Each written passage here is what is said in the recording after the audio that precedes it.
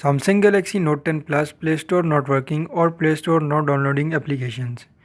Hello friends, welcome to TNWS channel, and in this video I'm gonna show you how you can fix Play Store not working or Play Store not downloading applications problem in Samsung Galaxy Note 10 or Note 10 Plus. So before just starting video, don't forget to subscribe and also press the bell icon for my latest videos. So to fix Play Store or working problem or not downloading application problem, first of all you just need to open settings application. So first of all just tap on settings and follow every single step as I'm showing you in this video. Hope so this will fix your problem.